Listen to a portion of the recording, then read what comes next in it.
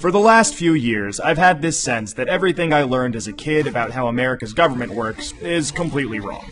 But I had no idea how bad things actually were until I saw this one graph. Researchers at Princeton University looked at more than 20 years worth of data to answer a pretty simple question. Does the government represent the people? Now, this is what they found. This axis here represents public support for any given idea. On the left, at 0%, are ideas that not a single American wants. On the right, at 100%, are ideas that everyone supports. This axis represents the likelihood of Congress passing a law that reflects any of these ideas, from a 0 to a 100% chance. On this graph, an ideal republic would look like this.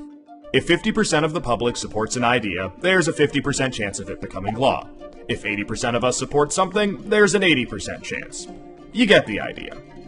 Now, most Americans would probably agree that, with a few exceptions, we should be as close to this ideal as possible. Unfortunately, the way America actually works doesn't even come close. Take an idea that nobody supports, literally nobody, and it has about a 30% chance of becoming federal law.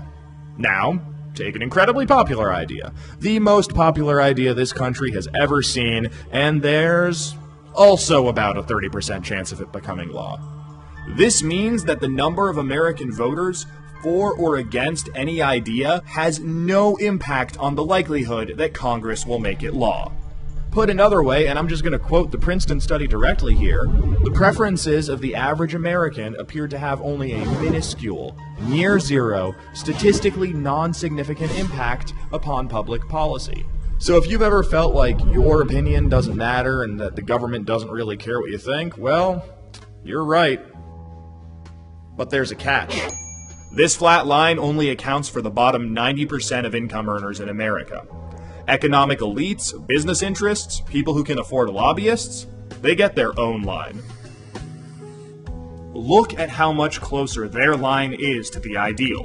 When they want something, the government is much more likely to do it. And when they don't, they have the power to completely block it from happening, no matter how much the rest of the country supports it.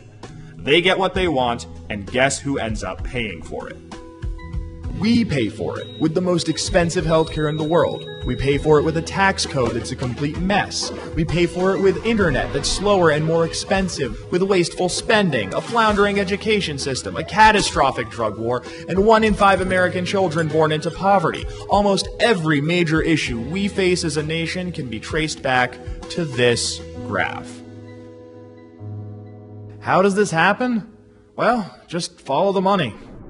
Right now, it's perfectly legal to buy political influence in America. Here's how it works.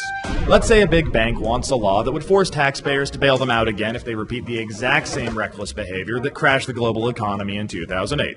Not exactly the most popular idea with the public, and Congress knows that. That should be the end of it. But that's where the money comes in.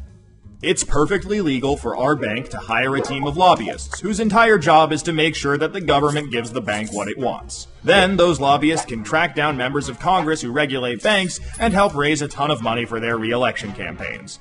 It's perfectly legal for those lobbyists to offer those same politicians million-dollar jobs at their lobbying firm. Then, those lobbyists can literally write the language of this new bailout law themselves and hand it off to the politician they just buttered up with campaign money and lucrative job offers.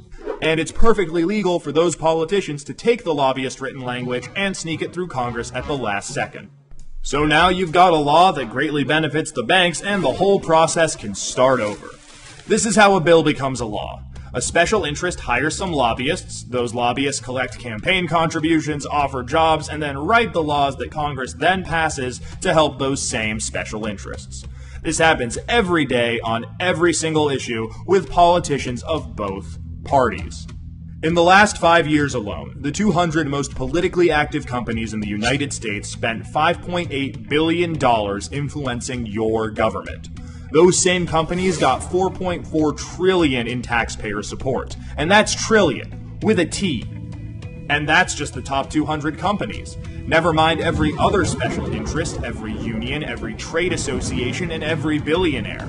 Every single one of them can use their money to buy political influence. You know, there's this idea out there that this only became a problem after the Supreme Court's Citizens United decision in 2010. But the data goes back almost 40 years, and the results are clear. Corruption is legal in America. And as long as it is, anyone who can spend money to buy political influence will. The solution here isn't rocket science. Make corruption illegal. We already know Congress won't do it. I mean, one look at this chart will tell you that. What we need is a plan that lets us go around Congress and do what the American people do best.